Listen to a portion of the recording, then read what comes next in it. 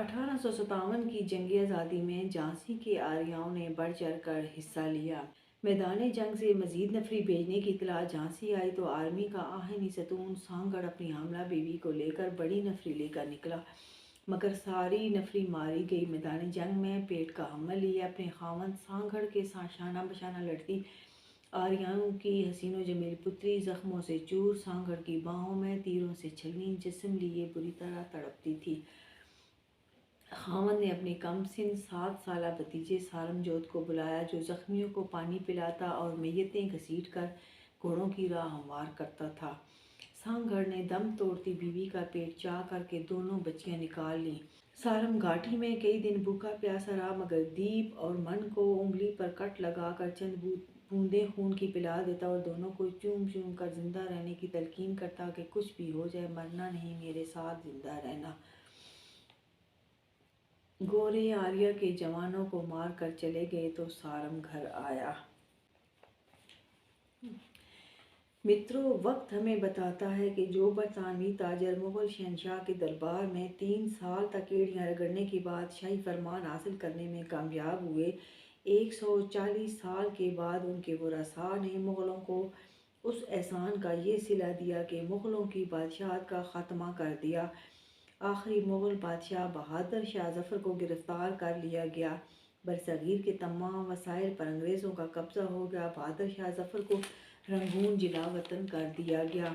उसके तीनों बेटों को गोलियों से उड़ा दिया गया। अंग्रेज़ों ने उन 3 जवान शहजादों की लाशें कोतवाली के सामने लटका दी, जहां उन बदकिस्मत शहजादों की बोटियां, गिद्ध और कुत्ते कई दिन तक नोचते रहे। 7 नवंबर 1862 को रंगून के कैद खाने में बहादुर शाह ज़फ़र ने दाई अजल को लब्बैक कहा और उसके साथ ही मुग़ल शहनशाहियत की आखिरी निशानी पैबंद खाक हो गई। मित्रों, किसी बादशाह की आत्मा का खात्मा करना हो तो उसकी शाही तौकीर का खात्मा कर दो, फिर देखो वो किस तरह तड़पता है। उसकी हर सांस एक आह है, उसका हर बोल एक कराह है। 19वीं सदी के 80 साला मुग़ल बादशाह की हालत ज़ार की अक्कासी मेरे बस की बात नहीं, जिसने 350 साला इकबाल और वक़ार को एक ठोकर से खाक में मिलते देखा हो, जिसके कानों ने अपने बेटों की चीखों पुकार और नन्हे बच्चों की फरियाद सुनी हो और फिर हमेशा के लिए दुनिया से अलग कर दिया गया हो, उसके दुखों का अंदाज़ा लगाना बहुत कठिन है। बहादुर शाह ज़फ़र अपने तंगो तारीक कमरे से कभी बाहर ना निकलते थे। चारपाई पर पड़े हुक्का गुड़गुड़ाते, अपने पुरदर्द अशार गुनगुनाते और नमाज पढ़ते शब रोज़ गुजार देते। दादी जो होंगे सूरजवंशी की जो ख़वातीन होती हैं, उनकी निशानी है पंजुंगला। वो इस तरह का पंजुंगला ना वो अपने हाथों में सूरजवंशी की ख़वातीन ज़रूर पहनती हैं। गोरे आर्या के जवानों को मार कर चले गए तो सारंग घर आया और एक मुसलमान और दूध पिलाने पर रख ली। चंद बूढ़ों में एक सारंग जिंदा रह गया, बाकी गोरे सारे लड़कों को भी मार गए थे। हाँ, कम सिन छोटी बच्चियां रह गई जो पंचायत वालों के पास थी। सारम बच्चियों को ले आया। सारम ने मैदान जंग में भी बड़ी ढूंढ कराई कि उसका कोई जवान जिंदा रह गया हो, मगर ला हासिल। सारम बहुत परेशान हुआ कि आर्या ख़त्म हो गए थे। घर आकर उस्ताद उसे पढ़ाने लगा। 15 बच्चियों और चंद बूढ़ों के हमरा कम सिन दीप और मन को सीने से लगाए सारम जोत एक ही घर में रहने लगा। वो बच्चियों को इधर उधर ना होने देता, हर वक्त निगाहों के सामने रखता था। 15 बच्चियां और 16वीं दीप भी अंदेश हवेली में खेल कूद में लगी रहती। बुजुर्ग धूप में बैठे निगरानी करते रहते। उस्ताद पढ़ाने आता तो सारम उसे भी निगाह ऊपर ना करने देता। आर्या झांसी में कमज़ोर पड़ गए थे तो सरपंच सुबह और रात में रोज़ चक्कर लगा लेता और सारम की आस बंधाता, पल पल साथ रहने का वादा जताता। सारम को हिम्मत बंधती।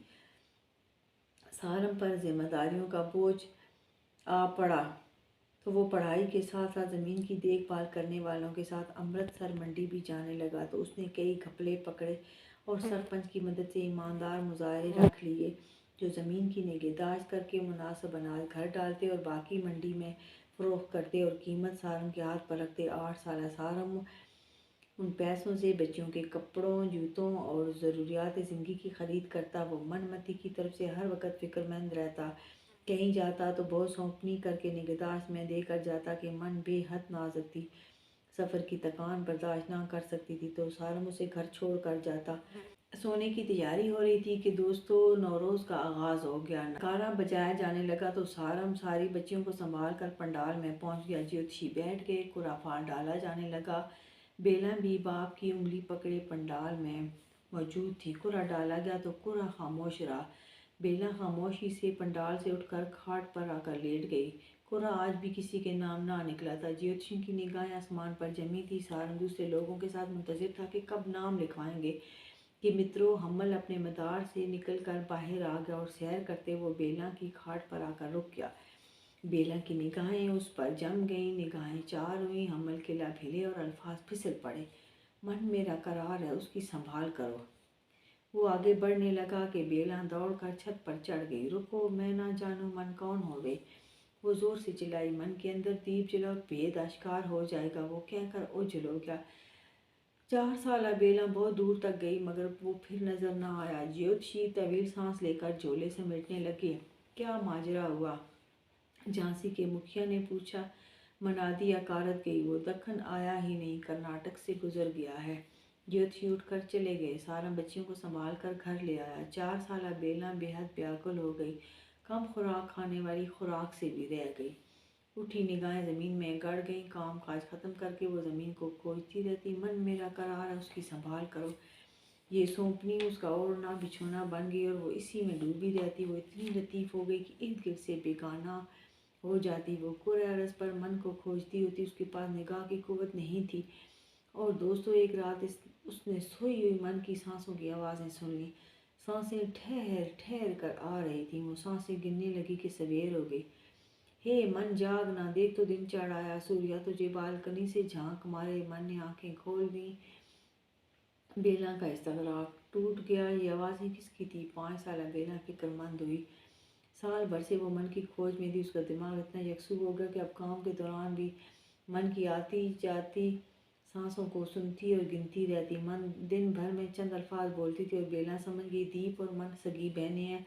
सारम दोनों का वली है। दीप और मन 4 साल की हैं और फिर दीप की आवाज़ें बहुत दिनों तक ना आई। मन की आती जाती सांसों में बेतरतीबी आ गई थी। वो सारम से दीप का पूछती है, पुत्री कुछ दिन है नहीं मानते थे कि गवा जाएंगे तो पंचायत के अमरा घूम कारण गए हैं। तुम कहो तो मैं इतला भिजवाऊँ जल्द आने की। खैर आ जाएंगे, वो बोली। मगर दोस्तों वो बेकरार रहती थी तो बेला भी सख्त मुस्तरब रहने लगी कि एक दिन सब आ गए। दीप आकर लिपट गई और चूमती थी। मन ने भी उसके गाल का हल्का सा बोसा ले लिया। वो बहुत राह निहारी। वो धीमेपन से बोली तो दीप ने जोर से चिमटा लिया और वहाँ की बातें सुनाने लगी। दीप दीप, मन ने आवाज़ दी तो दीप एकदम चुप हो गई। जी जी करे दीप और उसके बहुत करीब आ गई। मैं तुम्हारे कारण बहुत तोहफे लाई हूँ, उसने बताया तो मन आहिस्ता से बोली। दीप मुझे कुछ देर सीने से लगा कर प्यार करो। दोस्तों दीप एकदम चीखें मारती उसे सीने से लिपटा लेती और चूमने लगती है। क्या हुआ मन? वो बार बार उसे चूमती पूछती थी। वो अब घबरा गई थी तो मन बताने लगी। दीप मुझे ऐसे लगता है कोई लड़की मेरी सांसें गिनती रहती है। मुझे गिनती करने की बहुत मध्यम आवाज़ें आती रहती हैं। फिर मैं बैठी हूँ पहलू बदलूँ तो ऐसे लगता है किसी ने कहा हो बिस्मिल्लाह। मेरे साथ कोई लड़की है, मुझसे बड़ी है। मुझे वाज़िया महसूस होता है। फिर मुझे खुद को चूमने की आवाज़ें भी बहुत आती हैं। मुझे लगता है वो लड़की मुझे चूमती रहती है। दीप पूरी तरह डर गई। मैं तुम्हें छोड़कर अब कभी नहीं जाऊंगी। दीप गले लगाकर रो पड़ी। वक्त गुजरने लगा। अब बेला की आवाज़ बआसानी मन तक पहुंच जाती। बेला उसे देख नहीं सकती थी। बैठी है या खा रही है। फिर गुजरते वक्त के साथ बेला इर्द गिर्द के माहौल को भी महसूस करने लगी। उसे ख़तरों से आगाह करती। मन इतनी निखर गई कि करार बन गई थी। उस पर पड़ने वाली ज़रा सी गर्द भी बेला महसूस करती और फूंक मार के उड़ा देती। वो लेटी होती, उसके पैरों को चूम कर उसकी सारी थकन खींच लेती। मन उसके बोझ से अपने ऊपर महसूस करती और कभी दिल लगी करके कहती, बूझो तो हमारी मुट्ठी में क्या हो गए। बेला बंद मुट्ठी चूम लेती और कहती, बंद मुट्ठी में मन की तकदीर में विदेशी लिखा हुआ। वो हैरान खाली मुट्ठी खोलती, तुझे कैसे पता कि हमारी तकदीर में विदेशी लिखा है? वो पूछती।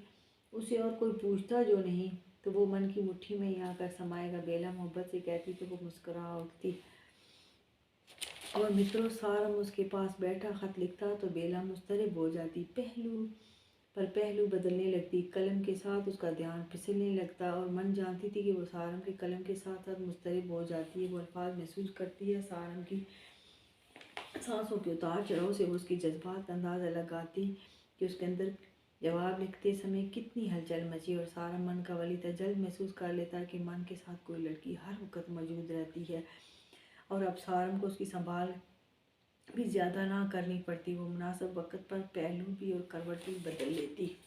ज्योतियों ने सारम को बता दिया था कि मनमती के अंदर विदेशी आहटें पैदा करता है और विदेशी का धरती पर एक मेज़बान है और एक निगरान है। तुम चिंतित मत होना, मन की निगरान मौजूद है, वो उसे नुकसान नहीं पहुंचने देगी। सारम का दीपमती से निकाह हो गया। सारम का पहला बेटा हुआ। औरतों में सिर्फ 7 साला सारम और चंद बूढ़े जंग में जिंदा थे। आर्यों की नस्ल की बका के लिए सारम की हिफाजत ज़रूरी थी, जो कड़े पहरे में की गई। जवान होने पर उसका निकाह कर दिया गया। बेटे को कसरे सुल्तानी ने आकर अपनी घुटी दी और बदन पर लबों की मोहरें लगाई। सारम के बाद वो पहला बच्चा जो मर्द था आर्यों में पैदा हुआ। सुल्तानी को अच्छा सा नाम भी रख दीजिए, सारम ने कहा। सूरजबंसियों के पाए का कोई नाम सोचूं। सुल्तानी मुस्कुरा कर बोला। सूरजबंसी बड़े खटके हैं इस दिल में। सारम उसके सीने पर हाथ मार कर बोला। फिर बोला, नेताजी को जानो हो, वो किसी की झांक ताक या सुन को अच्छा ना समझे। सारम जैसे समझाता था। अच्छा, पर सारम देशवासियों की बात करना तो अच्छी बात ठहरे और सूरजबंसी तो हिंदुस्तान की मलाई माने जाते हैं। सारा मनस पड़ा, बात तो सही करो, परंतु तुम सूरजबंसियों का तज़किरा इस तरह करो कि दाल में कुछ काला लगे। कुछ नाम सोचा है? सारम ने उसके कुशादा सीने से चेहरा रगड़ा तो कसरे सुल्तानी ने दोनों हाथों में चेहरा लेकर बहुत सारा प्यार किया। सारम सबसे बड़ा बालका मतलब बड़ा बालका। वो उसे सहलाता, सोच में गुम था। ये क्या नाम, बड़ा बालका? सारम ने हिलाकर मुतवज्जा किया तो कसर सुल्तानी ने फिर चूम कर सीने से लगा लिया। देर तक खामोशी रही। सारम को सीने से लगे लगे नींद आने लगी तो कसर सुल्तानी लिए बिस्तर पर दराज हो गया तो सारम सो ही गया। कसर सुल्तानी ने एहतियात से अलग किया और भाभी के पास आया और पहलू से बच्चे को उठाया। सफ़ेद रंग का बच्चा आंखें खोले सुल्तानी को तकता था। सुल्तानी ने आंखें चूमी और भरजाई के पास बैठ गया। भाभी, विदेशी की आमद देखे है बच्चे में, तो मैंने नाम सोच लिया, वड जोत या वडवीर जोत। भरजाई ने बेजारी से मुंह पर कंबल खींच लिया। सुल्तानी ने हंसते हुए कंबल को चूमा। भाभी, वड मतलब आगाज, शुरुआत, बुनियाद। वड का मतलब बड़ा, अजीम, और वीर का मतलब सूरमा, युद्धा, बड़ा भाई, खैर को शर से अलग करने वाला। और जोत मीन चराग, रोशनी, दिया। तो नाम का मतलब निकला अजीम युद्धा जो रोशनी है, यानी उम्मीद। भाभी ने मुंह से कंबल हटाया और बोली, मुझे खाने को ला दें जेठ जी, और इस अजीम युद्धा को भी यहाँ से ले जाएं। सुल्तानी ने हंसते हुए झुककर उसे बहुत सारा प्यार किया और बच्चा उठाए खाने का बंदोबस्त करने लगा। सार मिशा पढ़कर बीवी के पास आया। पुत्र कहाँ है? वो जेठ जी ले गए कि चिल्ले तक शिमला रखूँगा और ख़तने करा के भेजूँगा। अच्छा ठीक है, तुमसे कहाँ देखभाल होती। सारम मुस्कुराकर बोला तो बीवी ने करवट ले ली और ये बताकर कंबल डालकर सो गई। वड वीर जोत नाम रखा है जेठ जी ने। सारम हंस पड़ा। वो मालक वारस चौबीस जिस्मों जहाँ का तो इख्तियार रखे है। सारा मोहब्बत से बोला। कसर सुल्तानी ने साइबेरिया के जंगलों से बहुत आला नस्ल के सामान पकड़े थे और उसने एक नर बच्चा और मादा बच्चा वडवीर को तोहफा दिया और चिल्ला नहला खतने करा के दान के साथ रुखसत किया। बेला बच्ची को जन्म देकर मर चुकी थी। बच्ची का नाम बोला रखा गया। बोला रिस्क थी, कम खाती, मगर उसका पाँव बस्ती पर पड़ा तो ज़मीन अनाज उगने लगी। व्यापारी बस्ती पर टूट पड़े और अनाज खिलाड़ों से ही बिकने लगा था। बोला खामोश दबा पालने में पड़ी रहती थी। चलने लगी तो फिर घर में संभाल करती रहती। उसकी निगाहें हमेशा झुकी रहती। वो पला की हसीन थी। उसके कानों में मन की सांसों की आवाज़ें आती रहती। 4 साला वडवीर आकर उसके सीने पर लेट जाता, उसे चूमता रहता। उसके सीने पर कढ़ाई होती तो उससे खेल लिया करता। उसका बदन दबा देता, सर दबा देता। बहुत करख्त मिजाज था, पक्का नमाजी था। 7 साल का हुआ तो उसे फिक्र लाहक हुई। और सारम से कहने लगा मोम के रिश्ते कारण ढूंढ करें। मोम 20 साल की हो गई हैं, बहुत ही उम्र ठीक ना थी। वे ढूंढ हुई तो ज्योतिषी बिठाए गए तो मित्रों एक मतबर आर्मी पर्सन से निकाह कर दिया गया। दीप मुतमईन हो गई कि वो मन की तरफ से फिक्रमंद रहती थी। तो बड़वीर 10वें साल में लगा कि मन एक बच्ची को जन्म देकर मर गए। बड़वीर खाला की बेटी को सीने से चिमटा कर बड़ा रोया, उसे अपनी गुटी दी और नाम मानमती रखा और पालने लगा। बड़वीर का दूसरा भाई पैदा हुआ, उसका नाम बड़वीर ने समरी रखा।